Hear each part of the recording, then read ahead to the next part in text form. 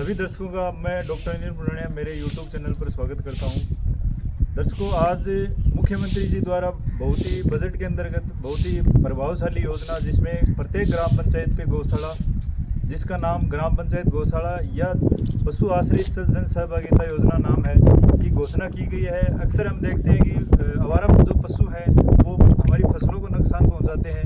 किसान भी अपनी फसल के लिए दिन रात अपने खेत में उनकी निगरानी करता है।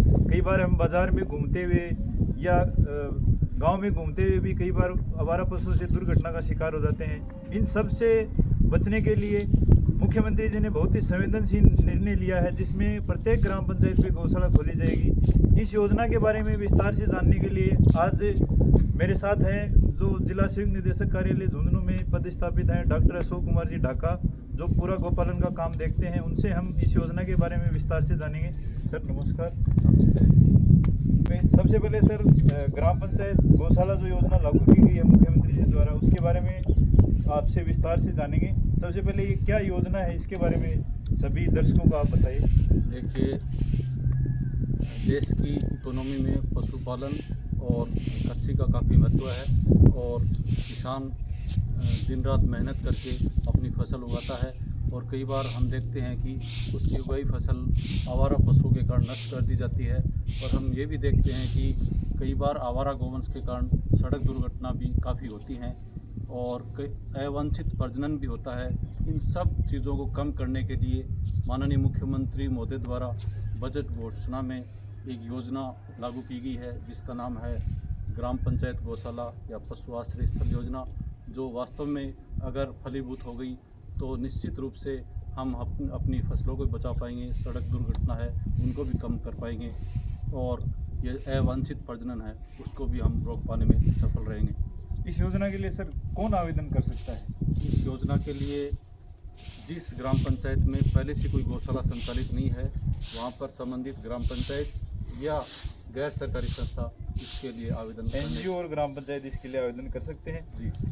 जिले में जैसे पूरे राजस्थान की अगर अपन बात करें तो बहुत सी पंचायतों में या नगर पालिकाओं में गौशालाएं चल भी रही हैं, उनको वरीयता दी जाएगी या इसके वरीयता का कुछ और प्रोसीजर रहेगा? इसके लिए वरीयता के लिए सबसे पहले ये है कि जिस ग्राम पंचायत में मान लो कोई गौशाला रजिस्टर्ड है लेकिन संचालित नहीं है, रनिंग में नहीं है, रनिंग को आधार माना जाएगा।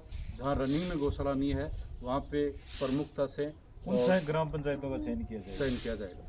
उसके लिए क्या क्या पात्रता की शर्तें हैं? चयन के लिए क्या क्या आवश्यक?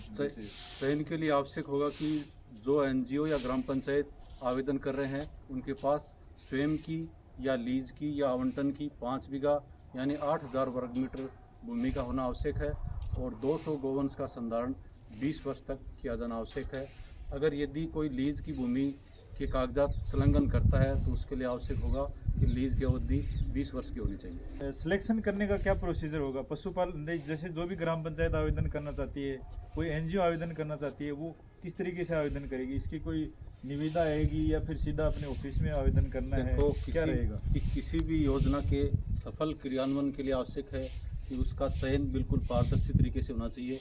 इसी को ध्यान में रखते हुए इसका चयन करने का आधार ऑफलाइन निविदा रखा गया है, जो जिला स्तरीय गौपालन समिति द्वारा अनुमोदित निविदा प्रपत्र के माध्यम से पशुपालन विभाग के द्वारा ऑफलाइन निविदा जारी की जाएगी और उसमें जो भी आवेदन आएंगे उनका अवलोकन जिला स्तरीय गौपालन समिति, जिनकी अध्यक्षता श्रीमान जिला कलेक्टर महोदय करते हैं, उनके द्वारा अवलोकन कर किया जाएगा। जैसे अशोक कुमार ढाका जी सर ने बता दिया, इसके लिए ऑफलाइन निविदा है वो आमंत्रित की जाएगी।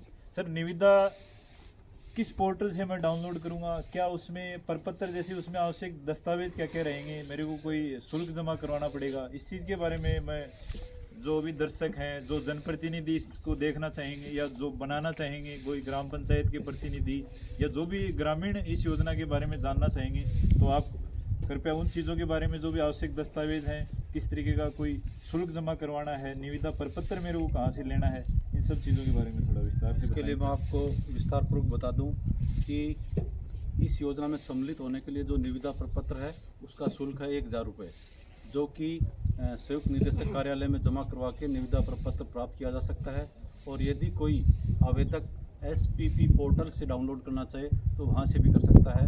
उसके लिए आवश्यक होगा कि जब वो आवेदन जमा करवाएं उसके साथ में श्रीमान जिला कलेक्टर एवं अध्यक्ष जिला स्तरीय गौपालन समिति के पक्ष में 1000 रुपये का डीडी उनको संलग्न करना होगा।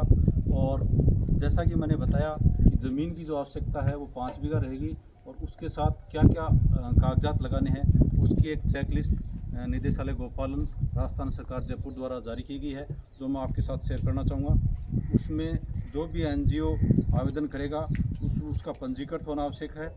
और इसमें जैसा कि योजना अंतर्गत जारी निर्देश हैं, ये 10:90 के अनुपात में इसकी राशि का लगाने का प्रावधान है।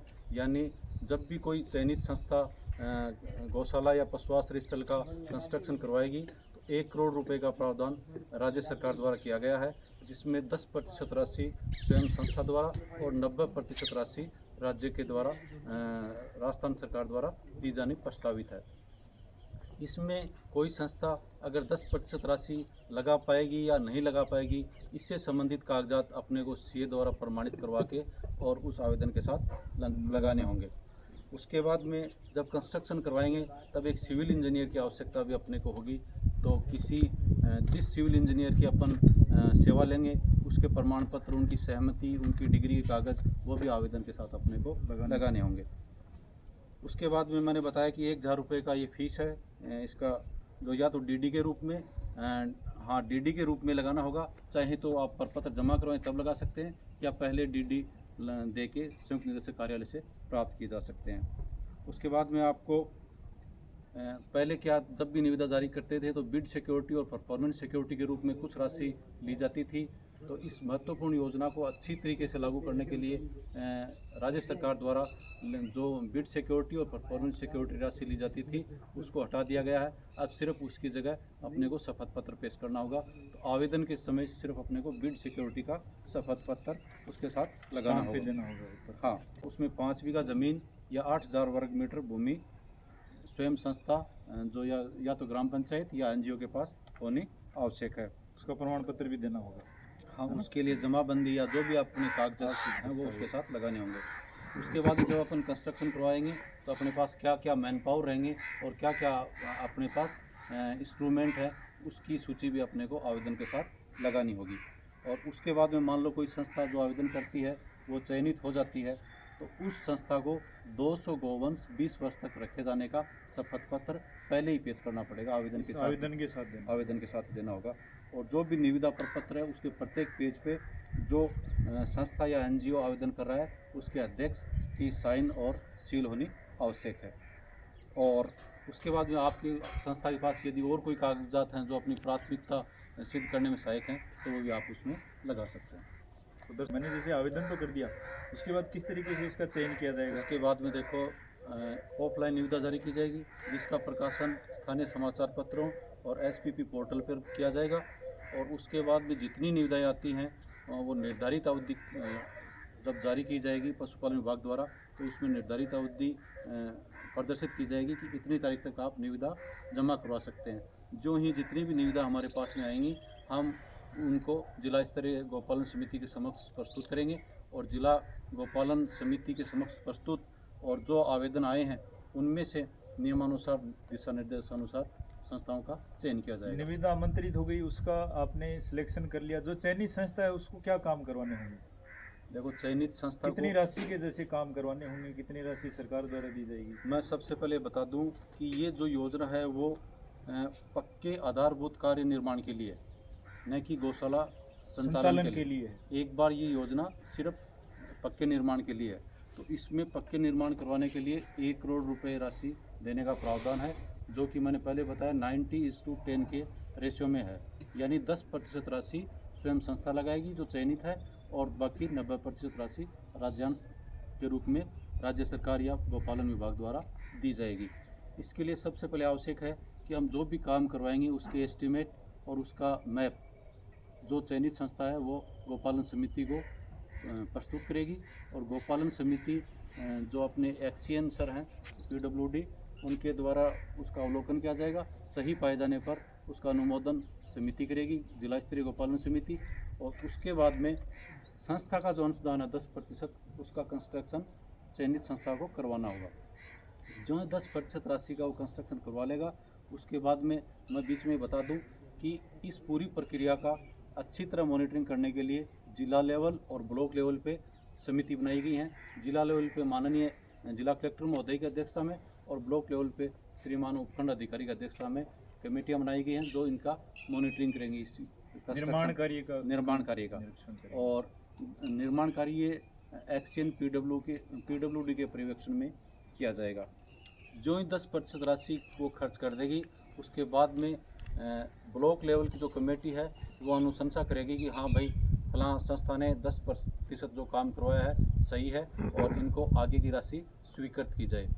तो जैसा मैंने बताया कि 90% राशि आगे की जो राशि है वो कैसे मिलेगी सर? 90% राशि देने का प्रावधान है। 90% राशि को 3 किस्तों में दिया जाएगा, 40, 40 और 10।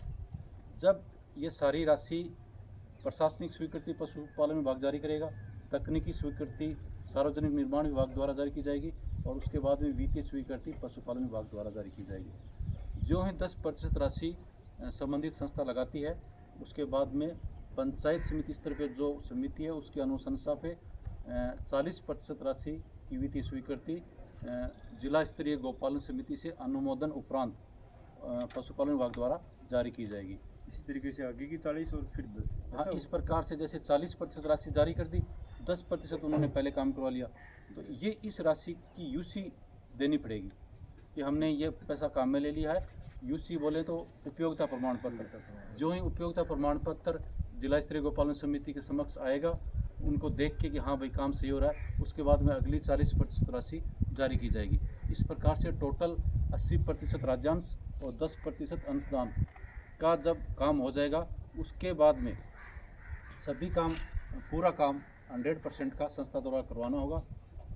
जब काम पूरा हो जाएगा तब ब्लॉक स्तरीय जो कमेटी है वही कहेगी कि जो 1 करोड़ रुपए का काम था सारा हो गया है, तो बाकी बची जो 10% राशि है वो विभाग द्वारा समिति से अनुमोदन उपरांत जारी की जाएगी। इसमें जो भी चयनित संस्था जो ग्राम पंचायत होगी या कोई एनजीओ होगी उसको इस ग्राम पंचायत के निर्माण के लिए किस तरीके के काम करवाने होंगे? जो आधारभूत संस्था जो निर्माण में जो काम होंगे, शेड या फिर जो भी चीज़ें हैं वो सर उनके बारे में थोड़ा जानना चाहेंगे। तो किस तरीके के काम इसमें चारा भंडार या जो भी है इसमें उसमें थोड़ा बताएं सर, क्या क्या काम करवाने हैं? इसमें निदेशालय गौपालन द्वारा जो दिशा निर्देश जारी किए गए हैं उसके अनुसार हम ग्रेवल रोड एवं इंटरलॉकिंग टाइल्स लगा सकते हैं, बाउंड्री वाल या तारबंदी करवा सकते हैं, प्रशासनिक भवन, पशु चिकित्सा सुविधा एवं अन्य निर्माण, गोपालक आवास ये करवा सकते हैं। चारे के भंडार के लिए अपन चारा भंडार गृह बना सकते हैं, गायों को रखने के लिए काऊ शेड बना सकते हैं और पानी के लिए अपन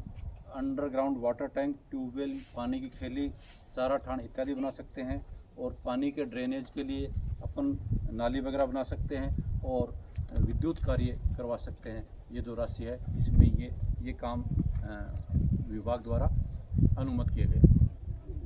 चयनित संस्था है वो अपना निर्माण कार्य करा लेगी, पंजीकरण है वो अपना करवा लेगी। फिर बात आती है कि जो पशु वो रखेंगे वो कितने पशु रखने होंगे और कब उनके लिए सरकार द्वारा जो गौशाला के लिए सहायता राशि जारी की जाती है उसका लाभ कैसे मिलेगा? इस योजना में तो ग्राम पंचायत गौशाला योजना जो है इसमें निर्माण कार्य के लिए 1 करोड़ रुपए की राशि के बारे में दर्शकों हमने जान लिया है। जितने भी जनप्रतिनिधि, सरपंचगण या जो भी ग्रामीण इसको देख रहे हैं, अभी तक जो निर्माण कार्य जो अभी तक गांव में समस्या रहती है कि गौशाला लोग बहुत से लोग बनाना चाहते हैं, उनके पास ज़मीन भी उपलब्ध है, सरकार राशि दे रही है, आगे आके इसके अंतर्गत व्यक्तिगत भागीदारी लेकर रुचि से निर्माण कार्य करवा लें, सरकार 1 करोड़ रुपए की राशि दे रही है। सर उसके बाद गौशाला बन गई, उसमें 200 गौवंश रखेंगे, कब उनके लिए भरण पोषण के लिए जो राशि जारी होगी उसके बारे में थोड़ा सा संशय रहती है, तो वो उसके बारे में थोड़ा देखो मैं बता दूं, वर्तमान में राजस्थान सरकार विभाग द्वारा जो गौशालाएं संचालित हैं उनको अनुदान देने की स्कीम गौशाला सहायता अभी संचालित है। इसमें जो भी गौशाला जिसमें 100 गौवंश संधारित हैं जो 1 साल से संचालित हो रही है उनको 20 रुपये छोटे पशु के लिए, छोटा पशु जो 3 साल से छोटा उसके लिए 20 रुपये प्रतिदिन और जो 3 साल से बड़ा है यानी बड़ा पशु उसके लिए 40 रुपये प्रतिदिन के हिसाब से 9 महीने का अनुदान विभाग द्वारा दिया जाता है। तो ये जो गौशाला जब निर्मित हो जाएगी उसके बाद में जब इसमें पशु कम से कम इसमें 200 पशुओं का संधारण आवश्यक है। जिस दिन 200 पशु वो कर लेंगे उसी दिन से उनको गौपालन विभाग द्वारा जारी दिशा निर्देशानुसार गौशाला सहायता राशि उपलब्ध करवाने का प्रावधान है। इसमें 1 साल के पंजीकरण की कोई अनिवार्यता नहीं है। ये नहीं कि 1 साल पुराना पंजीकरण हो इसके लिए। तो दर्शकों, जैसा सर ने बताया, निर्माण कार्य के लिए सरकार राशि दे रही है, गायों के भरण पोषण के लिए सरकार राशि दे रही है। तो ज़्यादा से ज़्यादा लोग इस वीडियो को देखें और अगर कोई जो भी निविदा के बारे में जब भी कोई सूचना मिलेगी, समाचार स्थानीय समाचार पत्रों में प्रकाशन किया जाएगा। इस वीडियो के माध्यम से, मैं इस चैनल के माध्यम से आपको दोबारा सूचित करता रहूँगा। कोई भी अगर आपको इस के बारे में अगर शंका रहे, कोई मन में अगर आपके डाउट रहे, तो सीधा संयुक्त निदेशक कार्यालय में संपर्क किया जा सकता है। ये पूरे राजस्थान में ये योजना लागू की गई है। जहाँ जहाँ आप देख रहे हैं, व्यक्तिगत रुचि लेते हुए ग्राम पंचायत, गौशाला, पशु आश्रय स्थल जन सहभागिता योजना का अधिक से अधिक प्रचार करें और इस योजना का लाभ लें। किसी भी योजना के सफल क्रियान्वयन के लिए आवश्यक है कि उसमें आम नागरिक और जनप्रतिनिधियों का जुड़ाव हो। ये एक ऐसी योजना है जिससे आम किसान, आम नागरिक को फ़ायदा होने वाला है। तो मेरी सभी जनप्रतिनिधि और आम नागरिकों से निवेदन रहेगा कि आप इस योजना में व्यापक प्रचार प्रसार करें और इस योजना को सफल बनाने में अपना महत्वपूर्ण योगदान दें।